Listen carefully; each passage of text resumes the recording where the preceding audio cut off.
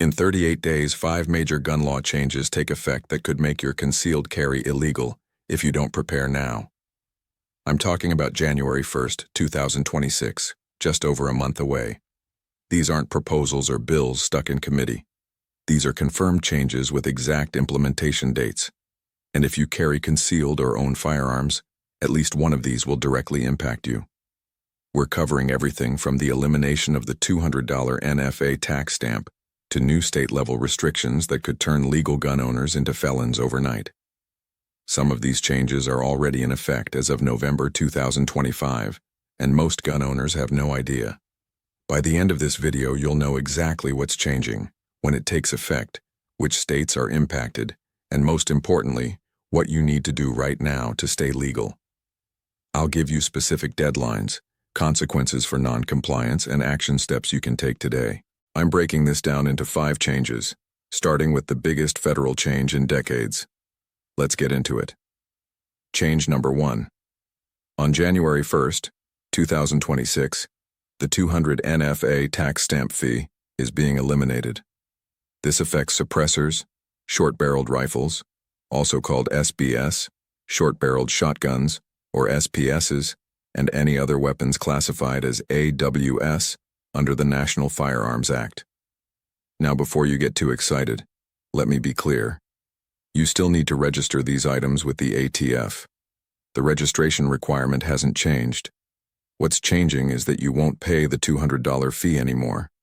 This was signed into law in July 2025 as part of a broader firearms reform package. Here's why this matters for concealed carry and home defense. If you've been waiting to buy a suppressor for home defense because you don't want to go deaf if you have to fire indoors, or if you've wanted an SB for vehicle carry, you just saved $200. That's a significant financial barrier removed, and we're going to see a lot more gun owners accessing NFA items starting January 1st. But here's the catch, and this is important. If you have a pending form for application right now with the $200 already paid, you're locked in. The ATF is not issuing refunds. If you paid that fee in November or December 2025, that money is gone. So, if you're planning to buy an NFA item and you haven't started the paperwork yet, wait until January 1st. Mark your calendar. January 1st, 2026. That's when this takes effect. Now, some dealers are already advertising pre-orders for January 1st purchases. That's fine, but make sure the actual form for submission happens on or after January 1st, not before. Read the fine print on any dealer agreement you sign. Let's talk about what you need to do. If you're planning to buy a suppressor, SPR or SPS, start researching now. Understand your state laws. Because even though the federal fee is eliminated, some states still ban these items entirely. California, New York, New Jersey, Illinois, Massachusetts, Rhode Island, Delaware, Hawaii. Suppressors are still illegal in these states regardless of federal law. Also, understand that the registration process still takes time. Even without the $200 fee, you're looking at ATF processing times of 90 to 180 days for form for approvals. The fee elimination doesn't speed up the approval process. You still need to submit fingerprints, passport photos, and pass a background check. Now, let's talk about consequences because this is where people get into serious trouble. Possessing an unregistered NFA item after January 1st is still a federal felony. We're talking 10 years in federal prison and a $250,000 fine. The fee is gone, but registration is absolutely not optional. The ATF will still prosecute unregistered NFA items aggressively. Bottom line, if you want an NFA item, wait until January 1st to save $200, but do not skip the registration process. The ATF doesn't care that the fee is eliminated. They will still throw you in federal prison for an unregistered suppressor, or SBR. That's the federal change, but individual states are making moves too, and some have already taken effect. Change number 2. This one already took effect on November 1st, 2025, just 22 days ago, and most gun owners have no idea. The U.S. Sentencing Commission amended federal sentencing guidelines for firearms offenses. Penalties for straw purchases lying on Form 4473 and illegal transfers just got significantly harsher, Let me explain what this means. A straw purchase is when you buy a gun for someone else who can't legally own one. Maybe your buddy has a felony conviction, so he gives you cash and asks you to buy a gun for him. That's a straw purchase, and it's a federal felony. Before November 1st, you are looking at up to 5 years in federal prison. Now, under the new guidelines, you're facing up to 10 years. The ATF is actively investigating straw purchases right now. They're cross-referencing Form 4473s with financial records, social media posts, and surveillance footage from gun stores. In 2024, the ATF prosecuted over 300 straw purchase cases. Expect that number to increase in 2025 and 2026 because the penalties are now severe enough that prosecutors are prioritizing these cases. Here's another way people get into trouble. Lying on Form 4473, Question 21E asks if you're an unlawful user of marijuana or any controlled substance.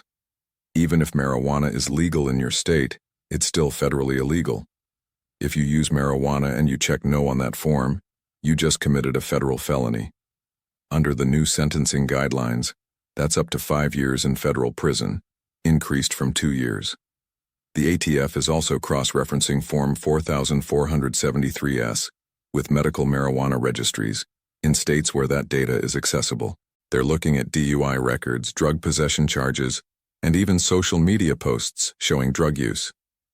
If you post a photo on Instagram smoking weed and then buy a gun 2 weeks later, the ATF can use that as evidence that you lied on Form 4473. So, what do you need to do first? Never buy a gun for someone else, even if they give you money, even if it's your brother, your best friend, or your spouse. If that person can't pass a background check, you cannot legally buy a gun for them. Period. Second, answer Form 4473 truthfully. Every single question. The ATF has databases and they will catch you. If you're giving a firearm to a family member, understand the legal requirements. In most states, you can give a gun to an immediate family member without going through an FFL, but that person must be legally allowed to own firearms. If they're a prohibited person, felon, domestic violence conviction, drug user, you cannot gift them a gun. That's still an illegal transfer under federal law. Bottom line, the ATF is cracking down hard on straw purchases and false statements. The new sentencing guidelines mean longer prison time and prosecutors are taking these cases seriously. Don't risk 10 years in federal prison because you thought you were helping a friend. That's federal enforcement getting tougher. Now let's talk about a state making major changes to background checks. Change number 3. Colorado's new firearm safety training requirement takes effect on August 1st, 2026. This is part of Senate Bill 3, which was signed into law in April 2025. Starting August 1st, anyone purchasing a semi-automatic firearm in Colorado must complete a state-approved safety training course and obtain a permit before they can take possession of the gun. Now, this doesn't ban any specific firearms. You can still buy AR-15s, semi-automatic pistols, and semi-automatic shotguns, but you cannot take possession of them without completing the training and getting the permit first. The training course must be at least 4 hours long and cover safe handling, storage, Colorado gun laws, and a live fire qualification. Here's why this matters for concealed carry. If you already have a Colorado concealed carry permit, you're exempt from this requirement. Your CCW permit satisfies the training requirement. But if you don't have a CCW permit and you want to buy a semi-automatic firearm after August 1st, you need to complete this training first. The training costs between $75 and $150 depending on the provider. Now, if you're moving to Colorado, or you're planning to buy a semi-automatic firearm, here's what you need to know. The law grandfathers existing owners. If you already own semi-automatic firearms in Colorado before August 1st, 2026, you're not required to get the permit retroactively. But if you want to buy a new semi-automatic firearm after August 1st, 2026, you're not required to get the permit retroactively. But if you want to buy a new semi-automatic firearm after August 1st, 2026, you're not required to get the permit retroactively. But if you want to buy a new semi-automatic firearm after August 1st, 2026, you're not required to get the permit retroactively. But if you want to buy a new semi-automatic firearm after August 1st, 2026, you're not required to get the permit retroactively. But if you want to buy a new semi-automatic firearm after August 1st, 2026, you're not required to get the permit retroactively. But if you want to buy a new semi-automatic firearm after August 1st, 2026, you're not required to get the permit retroactively. But if you want to buy a new semi-automatic firearm after August 1st, 2026, you're not required to get the permit retroactively. But if you want to buy a new semi-automatic firearm after August 1st, 2026, you're not required to get the permit retroactively. But if you want to buy a new semi-automatic firearm after August 1st, 2026, you're not required to get the permit retroactively. But if you want to buy a new semi-automatic firearm after August 1st, 2026, you're not required to get the permit retroactively. But if you want to buy a new semi-automatic firearm after August 1st, 2026, you're not required to get the permit retroactively. But if you want to buy a new semi-automatic firearm after August 1st, 2026, you're not required to get the permit retroactively. But if you want to buy a new semi-automatic firearm after August 1st, 2026, you're not required to get the permit retroactively. But if you want to buy a new semi-automatic firearm after August 1st, 2026, you're not required to get the permit retroactively. But if you want to buy a new semi-automatic firearm after August 1st, 2026, you're not required to get the permit retroactively. But if you want to buy a new semi-automatic firearm after August 1st, 2026, you're not required to get the permit retroactively.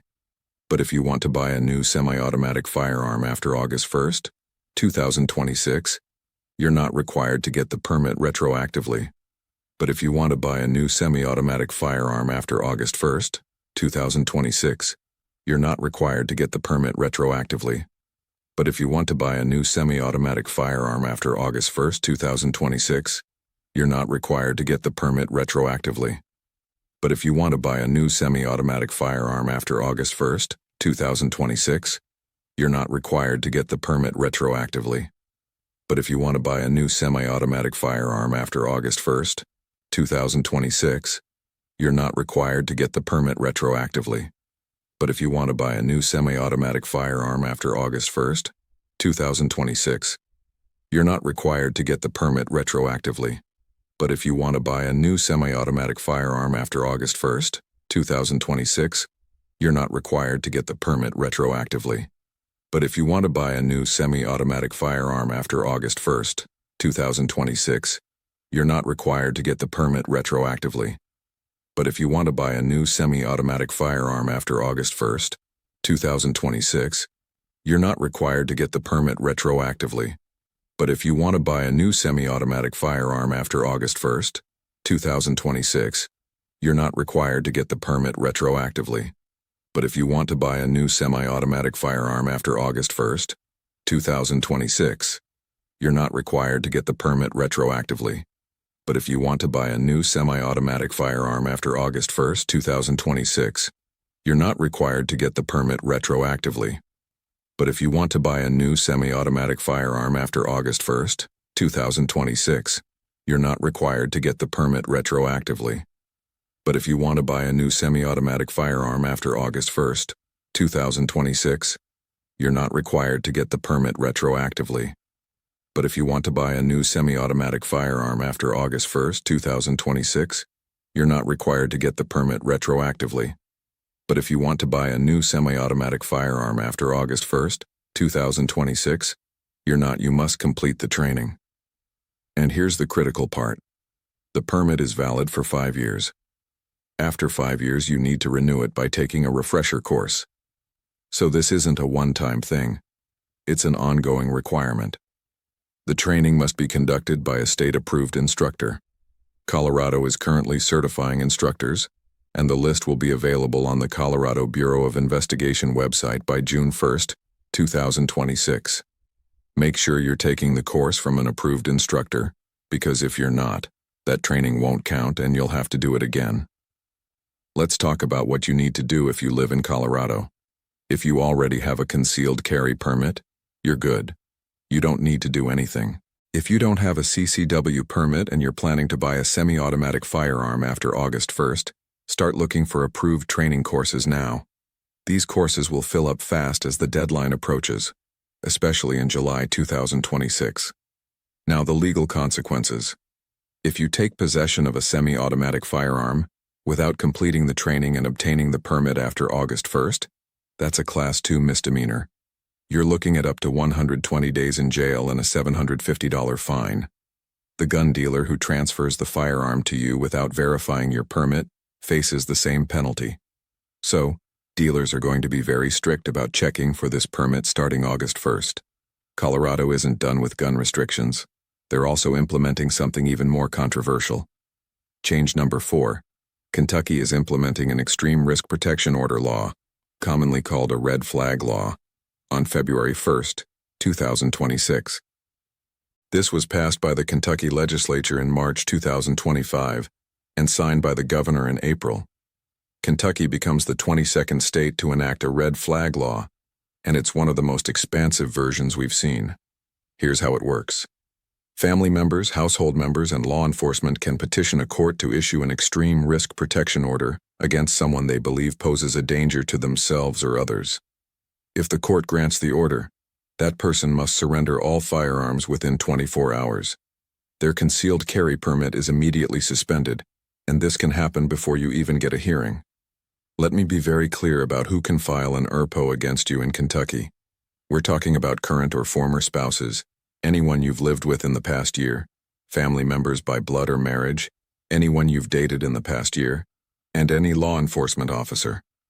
That's a broad list, and the standard of proof for an emergency ERPO is reasonable cause to believe, which is a very low bar. Here's why this matters for concealed carry. If someone files an ERPO against you, your concealed carry permit can be suspended immediately within hours, even before you know an order has been filed. You don't get advance notice. The first time you find out might be when law enforcement shows up at your door, demanding you surrender your firearms. You have 24 hours to comply. Now you do get due process eventually. Within 14 days of the emergency order, you're entitled to a full hearing where you can present evidence and testimony. But during those 14 days, you have no firearms and no concealed carry rights. And if the court makes the order permanent at that hearing, it can last up to 1 year. After 1 year, it can be renewed if the petitioner files again. So, what do you need to do if you live in Kentucky? First, understand who can file an ERPO against you. If you're going through a divorce, a custody dispute, or you've had conflicts with family members, document everything. Keep records of communications, witnesses to interactions, anything that could refute false claims. Because once an ERPO is filed, you're on defense. Second, if an ERPO is filed against you, hire an attorney immediately. Do not try to represent yourself at the hearing. This is not like fighting a speeding ticket. This is about your Second Amendment rights and your ability to possess firearms. You need a lawyer who specializes in firearms law or civil rights law. And you need one fast, because that 14-day hearing is coming whether you're ready or not. The legal consequences for violating an ERPO are severe. If you possess a firearm while an ERPO is in effect, that's a Class D felony in Kentucky. You're looking at 1 to 5 years in prison. Even after the order expires, you must petition the court to get your firearms back. They don't automatically return them. Kentucky isn't alone in restricting gun rights. But there's one federal proposal that could override all of this. Change number 5. The Constitutional Concealed Carry Reciprocity Act, also known as H.R. 38, was reintroduced in the House of Representatives in January 2025. If this passes, and there's a real chance it could in 2026, it would force all 50 states to recognize concealed carry permits from any other state. This would be the biggest change to concealed carry laws in American history. Here's how it would work. Right now, concealed carry reciprocity is a patchwork. Texas recognizes permits from 42 states. Florida recognizes 38 states, but California recognizes 0 out-of-state permits. New York recognizes almost none. New Jersey recognizes none. So if you have a Texas concealed carry permit and you drive through New Jersey with your gun, you're committing a felony. If H.R. 38 passes, your concealed carry permit works everywhere, just like your driver's license. Your Texas permit would be valid in California. Your Florida permit would be valid in New York. Your Arizona permit would be valid in New Jersey. States could not impose additional requirements on out-of-state permit holders. They would have to recognize your permit. Period. Now here's the current status. H.R. 38 passed the House in 2017, but died in the Senate. It was reintroduced in 2025 with 213 co-sponsors in the House.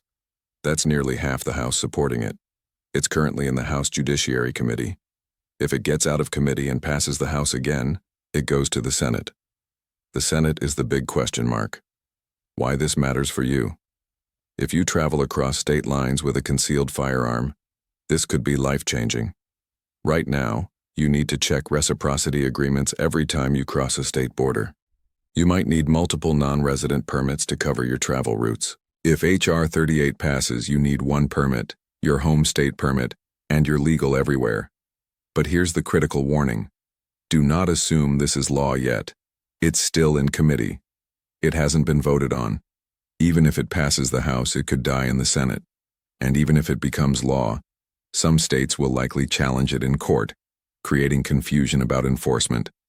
So, until you see this signed into law by the President and surviving court challenges, continue following current reciprocity agreements. What you should do: check the status of H.R. 38 regularly. If you travel interstate frequently, consider getting non-resident permits from states with broad reciprocity. Florida, Utah, and Arizona are the big three. And always check reciprocity maps before you cross state lines with a firearm. So, those are the 5 major changes coming in 2026. Now, let me give you your action plan. Here's what you need to do today.